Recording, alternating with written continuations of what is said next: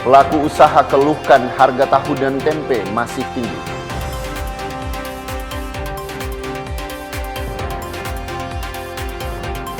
Anggota Komisi 6 DPR RI minta Polda tindak penimbun BBM.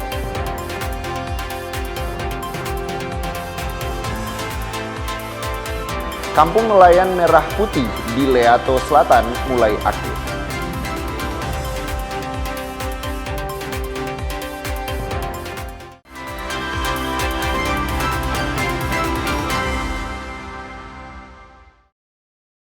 Selamat pagi saudara, apa kabar Anda hari ini? Kita berjumpa kembali dalam program Kompas Pagi. Selain 3 sorotan tadi, Anda juga bisa menikmati beragam informasi menarik lainnya yang dihimpun tim redaksi Kompas TV. Bersama saya Devis Pinontoan, inilah Kompas Pagi selengkapnya, hanya di Kompas TV, independen, terpercaya.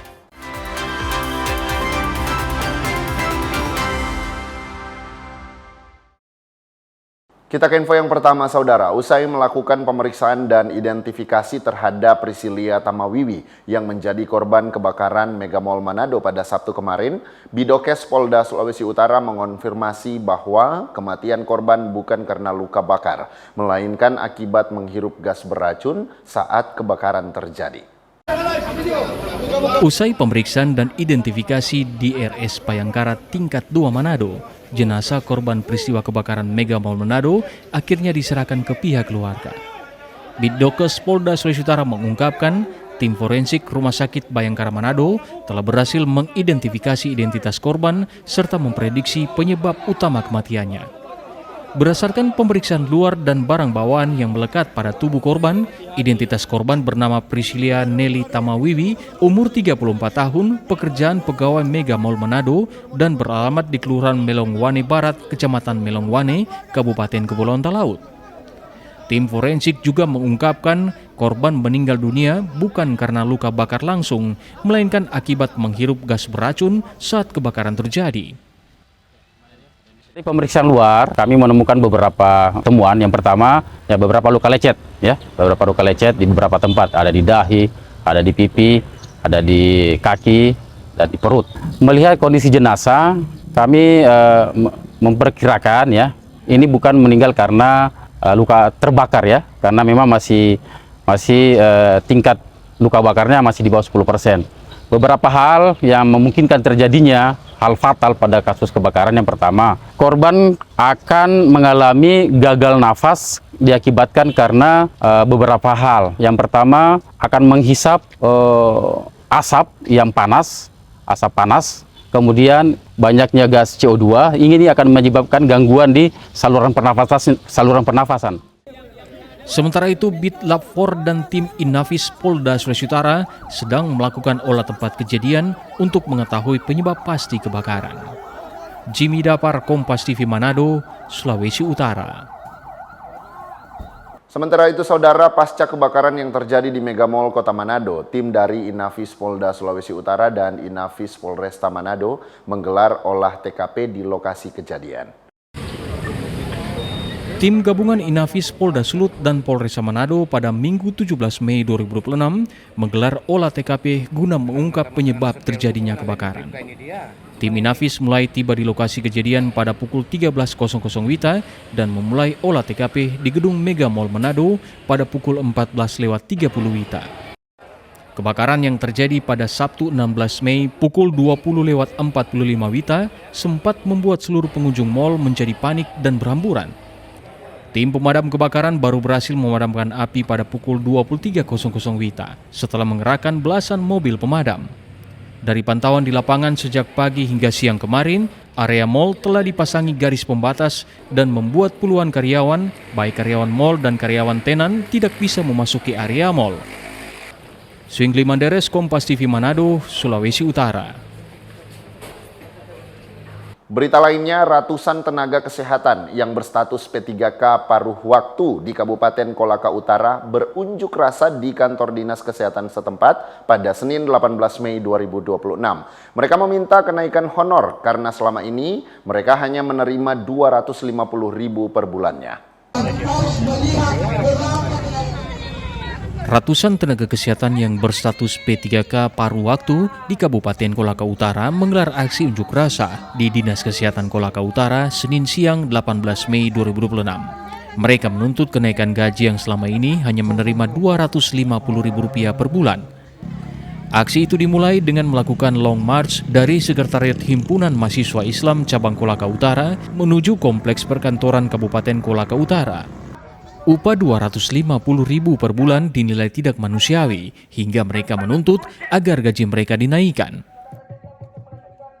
Saya mewakili teman-teman nakes menyampaikan aspirasi kita pagi ini. Karena saya mewakili nakes di puskesmas, jujur hati saya sangat teriris. Dengan gaji Rp250 itu bagaimana kita bisa hidup? Sakit. Terus terang, harga bensin kalau kita hitung dari rumah kita itu harga bensin 12.000 itu satu botol ya. Jadi kita itu di mana kita makan, mana kita kalau kita pergi jaga pagi, siang dan malam kita tinggalkan suami. Penjelasan dari Dinas Kesehatan, untuk saat ini pihaknya belum bisa melakukan kenaikan gaji seperti permintaan para tenaga kesehatan dengan status P3K paruh waktu. Pasalnya, pagu anggaran di Dinas Kesehatan hanya cukup untuk nominal Rp250.000 dari total tenaga kesehatan paruh waktu yang berjumlah 338 orang dengan anggaran Rp1,6 miliar per tahun. Saya selaku Kepala Dinas Kesehatan yang menerima aspirasi paruh waktu, ya syukur alhamdulillah mereka punya aspirasi sama dengan apa yang mereka rasakan, yang saya rasakan. Yang pasti mereka itu dapat gaji dari pagu yang ada. Pagu yang ada itu kecil, pembaginya besar. Itu tidak bisa dihindari dan itu bukan kemauan saya, tapi kemauan proses, sehingga itu yang harus saya lakukan. Kedepannya mudah-mudahan bisa kita ada perubahan. Untuk diketahui, tenaga kesehatan P3K paruh waktu melakukan demo adalah tenaga P3K paruh waktu yang bertugas di puskesmas dan fasilitas kesehatan daerah lainnya di Kolaka Utara. Silvian Sakia, Kompas TV, Kolaka Utara, Sulawesi Tenggara. Informasi berikutnya, Saudara. Satuan Reserse Kriminal Polsek Wajo berhasil mengamankan seorang pria yang diduga melakukan penipuan berkedok calo tiket kapal pelni di kawasan Pelabuhan Makassar. Pelaku diketahui telah beraksi sejak tahun 1998 dan berhasil meloloskan penumpang tanpa tiket naik ke kapal. Calo tiket ini bernama Asri Lebong, berusia 40 tahun. Ia ditangkap setelah salah satu calon penumpang tujuan Papua gagal berangkat dan melaporkan dugaan penipuan kepada pihak kepolisian Polsek Wajo. Panit 1 Reskrim Polsek Wajo, Ibda Khairul Hadi bilang, kasus tersebut terungkap bermula ketika korban hendak membeli tiket resmi kapal pelni untuk rute Makassar, Papua. Namun saat mendatangi agen resmi, tiket sudah dinyatakan habis. Menurutnya, pelaku menjanjikan korban bisa tetap berangkat tanpa tiket resmi dengan tarif lebih mahal dibandingkan harga normal. Jadi sebenarnya modusnya dia adalah sebagai calo tiket yang sudah dia geluti dari tahun 1998 menurut keterangan pelaku ini. Jadi kalau menurut pengakuan pelaku sendiri bahwa sudah sering meloloskan penumpang tanpa tiket ataupun menggunakan tiket resmi. Ketika ada penumpang yang tidak dapat tiket dari agen resmi, kemudian pelaku ini mengiming-imingi bahwasannya bisa memberangkatkan menggunakan tiket resmi. Tiket resmi ini menurut si pelaku adalah tiket tambahan yang dikeluarkan oleh pelni. Tapi ketika pemberangkatan dan tidak ada tiket tambahan, kemudian tersangka berupaya meloloskan penumpang ini masuk ke dalam kapal tanpa tiket. Polisi mengungkap sejauh ini baru 1 orang yang diamankan. Namun berdasarkan hasil pemeriksaan awal, pelaku diduga telah menjalankan praktek percaloan tersebut sejak tahun 1998 dan beraksi secara berkelompok dengan pembagian peran masing-masing. Saat ini pelaku masih diamankan di Mapolsek Wajo untuk pemeriksaan lebih lanjut. Rama Pratama, Kompas TV Makassar, Sulawesi Selatan. Saudara, kami akan segera kembali dengan informasi anggota Komisi 6 DPR RI minta Polda Sulut tindak tegas penimbun BBM.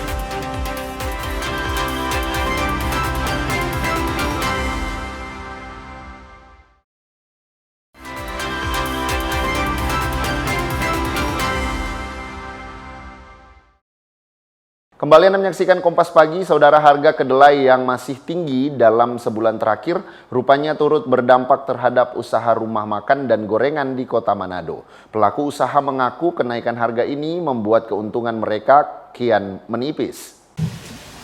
Harga tahunan tempe di Kota Manado masih tinggi pasca sebulan mengalami kenaikan, mengikuti tingginya harga kedelai sebagai bahan pokok pembuatan tahu dan tempe. Tahu kini dijual seharga Rp130 sampai Rp140.000 per ember dari harga normal Rp110.000. Sedangkan harga tempe naik jadi Rp7.000 per balok dari harga normal Rp4.500. Kondisi ini dikeluhkan oleh pelaku usaha rumah makan dan penjual gorengan, sebab selama sebulan terakhir keuntungan mereka semakin menipis. Apalagi para pelaku usaha tidak berani menaikkan harga secara berlebihan karena takut ditinggal oleh pembeli. Awal buka memang harga berbeda dengan harga. Ada kenaikan. Hanya ada ukuran tetap, cuma harga yang naik. Dari berapa jadi berapa sekarang? Dari 2.000 jadi 2,5. Naik semua, cuma kita mau jual kasih naik harga makanannya kita nggak bisa, soalnya kalau misalnya kita kasih naik konsumen lari semua. Semuanya untung sedikit dan yang ini terjalan dah. Daripada kita mau kasih naik harga konsumen lari semua. Selain kenaikan harga tahu dan tempe, pedagang menyebut tingginya bahan pokok lainnya seperti beras, cabai rawit, dan tomat semakin membebani usaha mereka. Mereka berharap dalam waktu dekat pemerintah bisa mengupayakan penurunan harga sehingga usaha mereka dapat pulih kembali. Swingli Manderes, Kompas TV Manado, Sulawesi Utara. Kelangkaan bahan bakar minyak jenis solar di sejumlah stasiun pengisian bahan bakar umum di Kota Manado dan sekitarnya mendapat perhatian serius dari anggota DPR RI Komisi 6, Kristiani Eugenia Paruntu. Menurut Cep, panggilan akrabnya, kondisi tersebut tidak boleh dibiarkan berlarut-larut karena sangat merugikan masyarakat kecil, khususnya para sopir truk dan pelaku usaha yang bergantung pada kelancaran distribusi BBM untuk aktivitas sehari-hari. Beberapa pekan terakhir, antrean panjang kendaraan pengangkut logistik hingga kendaraan operasional masyarakat masih terlihat antri di sejumlah SPBU. Para supir mengaku harus menghabiskan waktu berjam-jam bahkan seharian demi mendapatkan solar. Kondisi ini diduga masih adanya permainan para mafia BBM. Ini Pak antri dari pagi ini. Dari pagi? Iya, pagi. Boleh berapa jam Pak? Iya, ini sekarang sudah jam berapa? Jam 5. Dari jam 7 sampai jam 5 ini sudah 10 jam. Belum berapa? Belum. Belum. Iya. Ini kadang pengantaran lambat karena terkendala di minyak ini. Kalau orang sih di sini antri-antri begini ini DP dampak di pengantaran sih. Jadi terlambat antar. Bahkan pun mau antar karena solar tinggal sedikit soalnya mau jalan auto. Lebih perhatikan lagi mengenai solar karena ini kalau solar langka begini dampaknya juga ke masyarakat toh. Menyikapi kondisi ini, anggota DPR RI Eugenia Paruntu meminta aparat penegak hukum bertindak tegas terhadap dugaan praktik mafia solar yang dinilai menjadi salah satu penyebab terganggunya distribusi BBM bersubsidi di wilayah Sulawesi Utara. Cep menegaskan persoalan kelangkaan solar harus segera ditangani secara serius agar tidak memicu keresahan di tengah masyarakat. Kami mendorong ya agar supaya aparat hukum agar menindak tegas para mafia solar ini, karena di satu pihak kan masyarakat yang dirugikan, tentunya harus berproses ya ditindak agar supaya ditindak tegas. Ia juga meminta agar Kapolda Sulawesi Utara bersama jajaran dan aparat terkait lainnya segera menindaklanjuti keluhan masyarakat serta memastikan distribusi solar kembali berjalan normal dan tepat sasaran. Jimmy Dapar, Kompas TV Manado, Sulawesi Utara. Berita lainnya, Saudara, Kampung Nelayan Merah Putih di Leato Selatan, Kota Gorontalo mulai menjalankan sejumlah aktivitas usaha setelah diresmikan Presiden Prabowo Subianto. Meski pembangunan telah rampung, pengelola masih menunggu dukungan modal awal untuk operasional. Kampung Nelayan Merah Putih atau KNMP Leato Selatan, Kota Gorontalo mulai menjalankan berbagai aktivitas usaha untuk mendukung para nelayan. Kawasan ini sebelumnya telah ditinjau langsung oleh Presiden Republik Indonesia Prabowo Subianto. Di dalam kawasan KNMP tersedia berbagai unit usaha yang menunjang aktivitas nelayan pesisir, mulai dari bengkel mesin perahu, kios perbekalan laut, dan fasilitas pendukung lainnya. Program ini menjadi bagian dari program strategis nasional yang menyasar peningkatan kesejahteraan nelayan. Ya, di Kampung Nelayan Merah Putih ini ada unit-unit usaha yang nantinya kami kelolakan, itu dalam hal ini usahanya usaha itu pabrik es, kebutuhan nelayan nanti melaut. Terus ada gudang beku atau kultorex, atau nantinya dari kami atau koperasi tersebut atau pengelola akan membeli ikan dari nelayan untuk disimpan di ruang beku. Dan seperti juga kami juga melayani jasa titip untuk nelayan atau dari pengusaha pengumpul ikan untuk bisa menitip ikan di kultores. Meski sebagian unit usaha telah berjalan dan pembangunan kawasan telah selesai 100%, pengelola menyebut saat ini masih menunggu dukungan modal awal untuk menunjang operasional. Diharapkan seluruh unit usaha yang ada di kawasan ini dapat segera berjalan penuh dan memberikan dampak ekonomi bagi nelayan di pesisir Gorontalo. Fikar Buntuan, Kompas TV, Gorontalo. Sementara itu, Saudara, dua bagian pondasi bangunan di Kampung Nelayan Merah Putih Leato Selatan, Kota Gorontalo ambruk. Kejadian ini terjadi sekitar sepekan setelah kunjungan Presiden Prabowo Subianto ke kawasan tersebut. Dua bagian pondasi bangunan kawasan Kampung Nelayan Merah Putih atau KNMP Leato Selatan, Kota Gorontalo ambruk. Bangunan yang mengalami kerusakan merupakan shelter dan area pengepakan. Pondasi diduga ambruk setelah dihantam pertemuan arus air dari hulu dan air laut pada Minggu sore. Kerusakan ini terjadi sekitar sepekan setelah kunjungan Presiden Republik Indonesia Prabowo Subianto ke kawasan KNMP ini. Akibat kejadian ini, sejumlah area di sekitar bangunan dipasang pembatas untuk menghindari aktivitas nelayan dan warga. Ketua Koperasi Merah Putih Leato Selatan menyebut kerusakan diduga dipengaruhi faktor alam. Jadi kemarin beredar bahwa di mana bangunan yang ada di kawasan kampung nelayan tersebut itu ambruk atau banjir. Karena itu mungkin karena faktor alam, ya kami tidak tahu kapan bencana datang atau apa, dan sebelumnya memang di wilayah tambatan itu atau di wilayah kawasan tersebut itu memang di situ ada jalan air.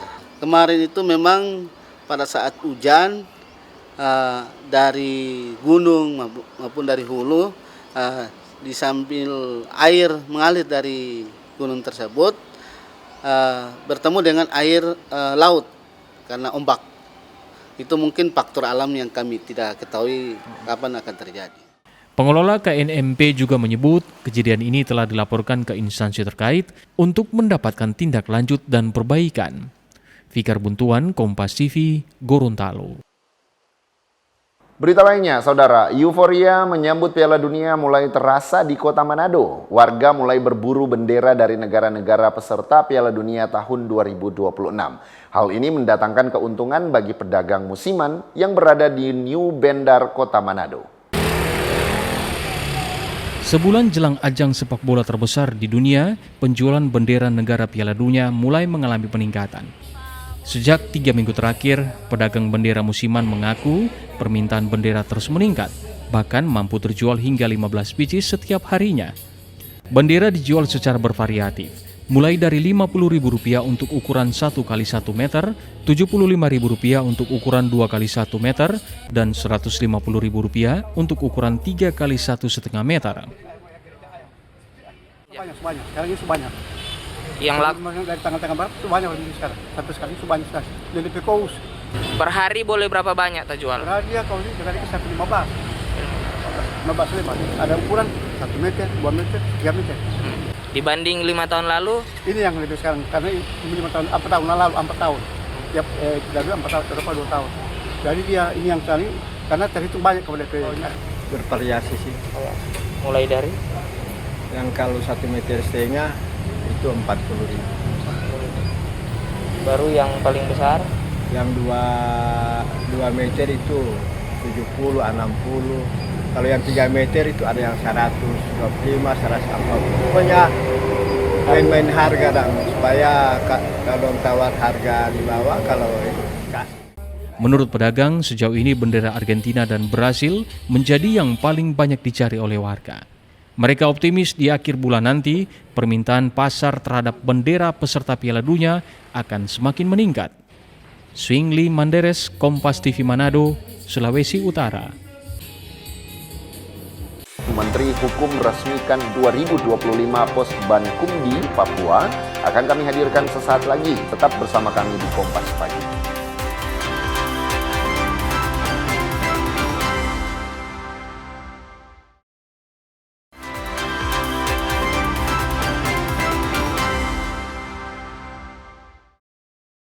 Terima kasih Anda masih bersama kami di Kompas Pagi. Saudara, Forum Komunikasi dan Kolaborasi Penanganan Deteni, Pencari Suaka, dan Pengungsi resmi dibentuk guna memperkuat sinergitas bersama pihak terkait dalam menangani isu keimigrasian di Sulawesi Utara pada Selasa pagi di salah satu hotel di Kota Manado. Kepala Kantor Wilayah Direktorat Jenderal Imigrasi Sulawesi Utara, Ramdhani, menjelaskan, ini merupakan wujud nyata komitmen pemerintah dalam menangani isu keimigrasian yang semakin kompleks melalui pendekatan yang terstruktur, sinergis, dan humanis. Berhubungan dengan tugas pokok dan fungsi yang sama, diharapkan forum ini menjadi momentum penting dalam memperkuat koordinasi antara kementerian, lembaga, serta pemerintah daerah di wilayah kerja rumah detensi imigrasi. Tujuan utama pokok kolaborasi ini bukan hanya fokus terhadap deteni, melainkan mengenai aspek kemanusiaan dan hubungan internasional. Sementara fungsi tugas utama ini harus diperketat melalui pemeriksaan di tempat pemeriksaan imigrasi dan pengawasan operasional orang asing. Tidak cuma menangani terkait mengenai masalah deteni, ya, tapi juga mengenai aspek kemanusiaan secara dan juga hubungan internasional itu. Nah, kita merasa hal ini banyak stakeholder yang memiliki tugas dan fungsi yang sama. Oleh karenanya maka kita juga mengundang dari pemerintah daerah maupun kementerian dan lembaga yang lain yang memiliki tugas dan fungsi yang hampir sama. Demikian. Kita mengantisipasi ya, terkait mengenai masalah kedatangan pengungsi. Ya. Kita juga melihat dinamika saat ini ya, terjadinya perang ya. Kita jangan sampai nanti terlambat pada saat ada arus pengungsi yang datang masuk di Sulawesi Utara, namun penanganannya nanti kita saling salah menyalahkan gitu. Nah, disinilah forum kita saling bertukar pikiran, ya, rembuk, menggagas pada saat hal-hal itu terjadi, bagaimana cara menyelesaikan masalah itu supaya wilayah Sulawesi Utara ini menjadi tempat, bukan menjadi tempat destinasi untuk para pengungsi untuk masuk ke tempat kita.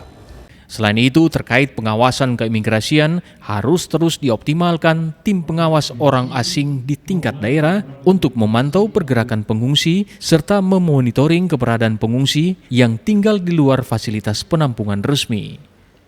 Jimmy Dapar, Kompas TV Manado, Sulawesi Utara. Mendukung program ketahanan pangan nasional, Kepolisian Daerah Gorontalo menggelar panen raya jagung kuartal 2 tahun 2026 di Desa Molinto Gupo, Kecamatan Suwawa Selatan, Kabupaten Bone Bolango. Panen raya jagung ini dihadiri Gubernur, unsur Forkopimda, dan Bupati.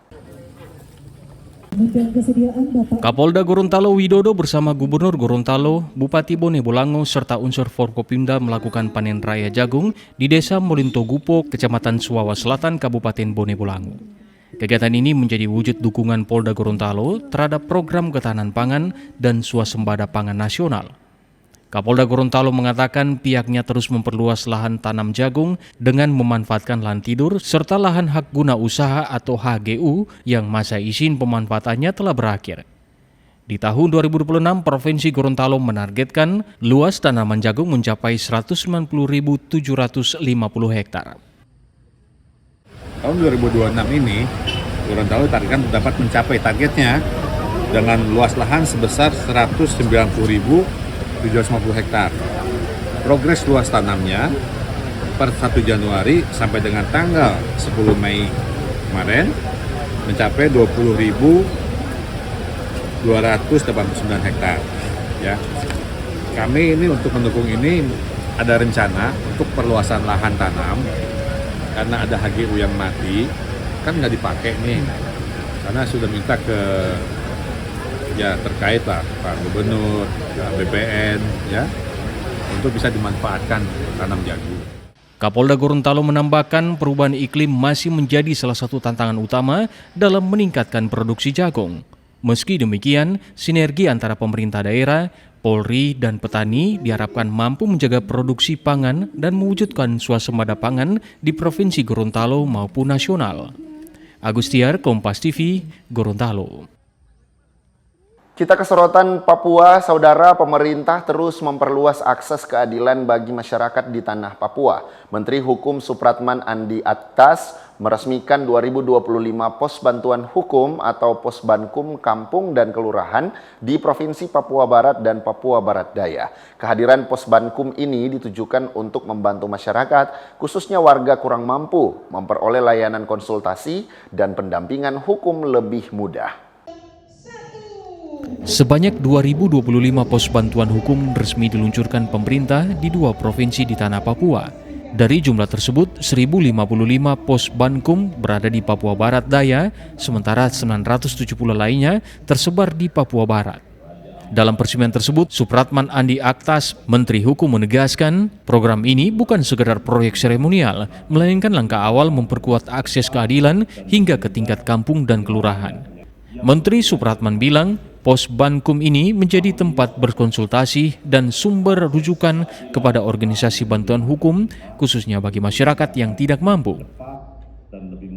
Bankum baik sebagai sarana tempat untuk berkonsultasi, tapi juga menjadi sumber nanti yang bisa dijadikan rujukan, ya, rujukan dalam hal ini kepada organisasi bantuan hukum yang jumlahnya di provinsi Papua Barat Daya itu 6 LBH yang sudah kita bantu, yang dikhususkan kepada orang-orang yang tidak mampu, ya.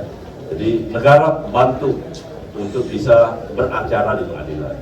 Namun demikian tadi saya sudah memohon kepada Pak Gubernur dan juga kepada Pak Wakil Gubernur agar pemerintah daerah juga ikut serta di dalam proses penyediaan semakin banyak lembaga bantuan hukum yang diperoleh nanti yang bisa membantu orang-orang yang tidak mampu kalau memang terpaksa harus ke pengadilan. Pemerintah juga berharap masyarakat Papua semakin mudah mendapatkan perlindungan dan pendampingan hukum, sekaligus memperkuat penyelesaian konflik berbasis kearifan lokal dan keadilan restoratif.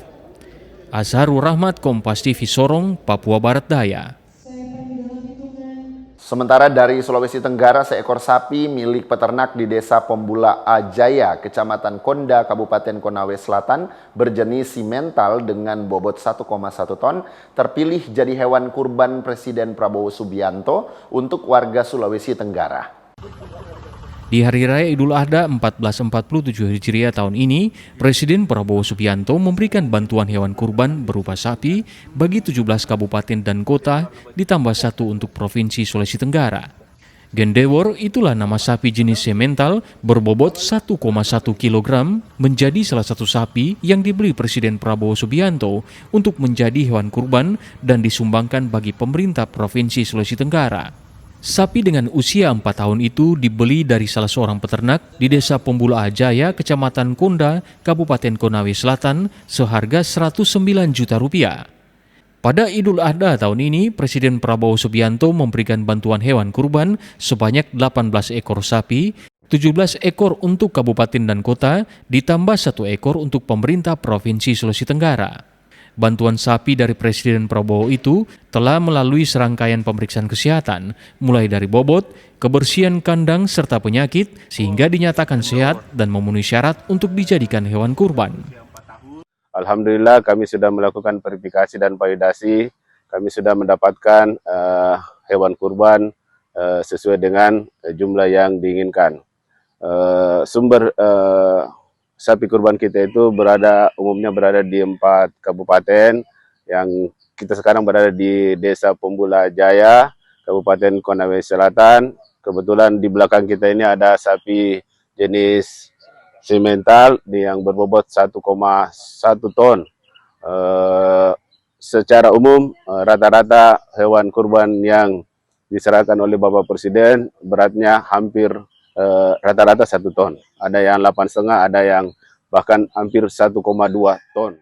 Sementara itu Syarif, pemilik hewan kurban, tidak menyangka jika sapi simentalnya yang telah dipeliharanya selama 4 tahun menjadi salah satu sapi yang dipilih Presiden Prabowo untuk dijadikan hewan kurban pada perayaan Hari Raya Idul Adha 1447 Hijriah.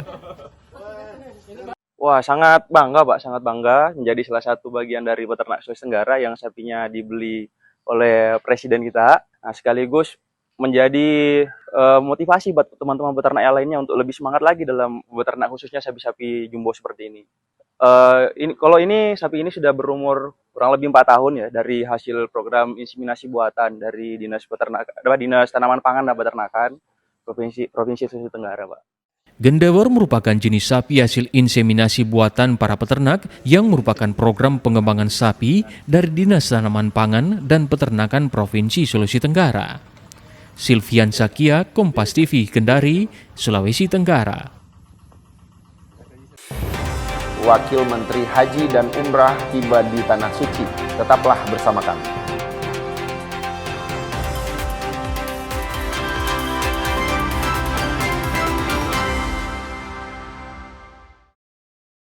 لبيك لا شريك لك لبيك إن الحمد والنعمة لك والملك لا شريك لك. Kembali Anda menyaksikan Kompas Pagi, saudara. Jemaah lansia dan disabilitas mendapat pendampingan selama menjalankan rangkaian ibadah haji. Meski berkebutuhan khusus, jemaah tidak perlu khawatir karena akan mendapat bantuan dari pendamping. Jemaah lansia dan disabilitas akan ditempatkan di kamar khusus yang memiliki fasilitas tertentu bagi mereka yang berkebutuhan khusus. Petugas juga akan memberikan kunjungan secara berkala agar kesehatan jemaah lansia dan disabilitas bisa terkontrol dengan baik. Nah, beragam tentunya yang kami alami dan kami melakukan dari mulai perawatan diri, kebersihannya, kemudian mengingatkan kepada pendamping, kepada teman sekamar untuk minum obatnya, makannya, dan sebagainya. Nah, ini salah satu kegiatan dari kami, dari TUSI Lansia dan Disabilitas di sektor, ya, terutama sektor 10, terutama juga mengisi kegiatannya. Kegiatannya bukan hanya tentang perawatan diri, tentang minum obat, tapi juga bagaimana mereka bisa menjaga kesehatan dengan melakukan senam lansia. Tak hanya melakukan kunjungan rutin, petugas juga membantu jemaah yang demensia untuk tidak lupa minum obat. Bahkan petugas juga membantu jemaah menjaga kebersihan tubuh agar badan tetap sehat. Sofyan Hartanto, Kompas TV Mekah, Arab Saudi. Saudara, Wakil Menteri Haji dan Umrah Dhanil Ansar Simajuntak tiba di Bandara King Abdul Aziz Jeddah, Arab Saudi. Bersama rombongan Amirul Hajj terbagi dalam 2 keberangkatan yang disusul sehari setelahnya bersama Menteri Haji dan Umrah Muhammad Irfan Yusuf. Rombongan pertama Amirul Hajj dipimpin oleh Wakil Menteri Haji dan Umroh Dhanil Ansar Simajuntak tiba di Bandara King Abdul Aziz Jeddah, Arab Saudi pada Senin siang. Kedatangan Amirul Hajj menandakan bahwa penyelenggaraan ibadah haji telah memasuki fase krusial karena puncak haji yang kian dekat. Memimpin misi haji Indonesia setibanya di Arab Saudi, Dhanil menegaskan komitmennya memastikan seluruh fase pelayanan jamaah mulai dari akomodasi, transportasi dan konsumsi hingga kesehatan jamaah berjalan optimal menjelang puncak wukuf di Arafah. Nah, di Indonesia alhamdulillah banyak perbaikan, tidak ada isu-isu yang yang krusial. Jadi biasanya kan isunya adalah ada pergantian atau terpisahnya mahram atau anggota keluarga. Nah, sampai dengan hari ini pada saat keberangkatan kami tidak menemukan ada pergantian atau perpisahan mahram. Jadi alhamdulillah pada poin itu banyak perubahan.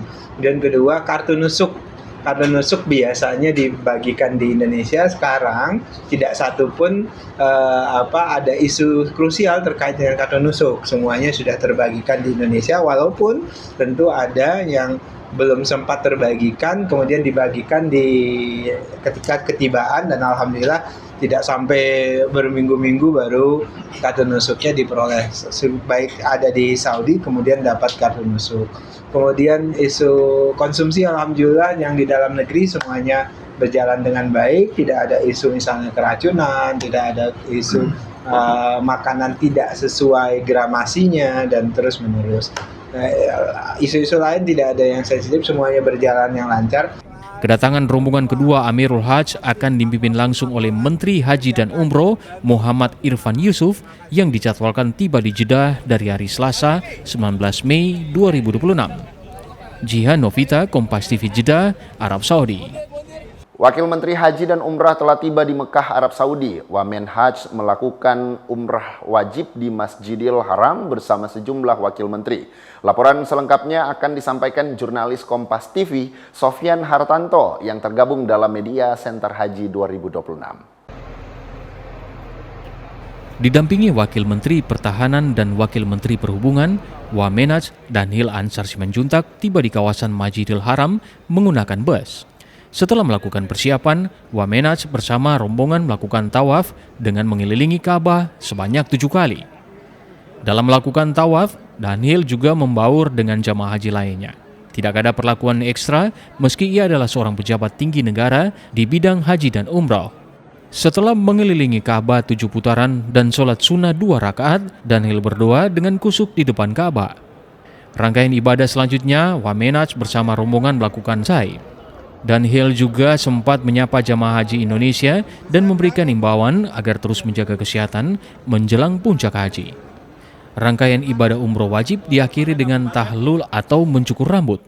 Wakil Menteri Perhubungan Komjen Purnawirawan Suntana mencukur rambut Wamenaj sebagai akhir dari ibadah umroh yang menjadi salah satu syarat wajib haji. Penting kan sekarang semua upaya kita lakukan ya, terutama untuk kesuksesan haji. Pak Menteri, saya, Presiden Prabowo, semua yang ada di Kementerian Haji termasuk teman-teman petugas MCH sudah melakukan hal-hal yang maksimal supaya haji 2026 sukses. Tentu kekuatan doa itu juga kunci. Oleh sebab itulah maka saya juga meminta kepada seluruh rakyat Indonesia, kepada kita sama-sama berdoa pada Allah Subhanahu wa taala supaya misi haji kita 2026 bisa lancar, nyaman, aman, sukses, mabrur semuanya, dan memberikan transformasi dan perubahan untuk Indonesia. Iya, sehat-sehat.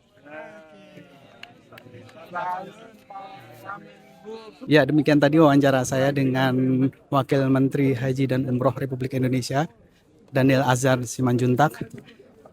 Semoga apa yang didoakan oleh Wakil Menteri Haji dan Umroh bisa dikabulkan oleh Allah Subhanahu wa taala. Amin amin ya rabbal alamin. Sofyan Hartanto, Kompas TV, Mekah, Arab Saudi. Ada Amirul Hajj yang menarik dari musim haji tahun ini. Pemerintah menunjuk salah satu tokoh Tionghoa sebagai Amirul Hajj atau pimpinan delegasi haji. Siapa dia? Berikut laporan jurnalis Kompas TV, Sofyan Hartanto, yang tergabung dalam Media Center Haji 2026.